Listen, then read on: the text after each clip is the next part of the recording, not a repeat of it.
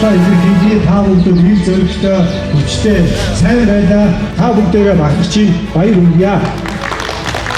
Дунд орсон нийт бодомжтой өргөж цаашдын спортын үйл хэрэгт нь улам их хэмжлтийг хүсье.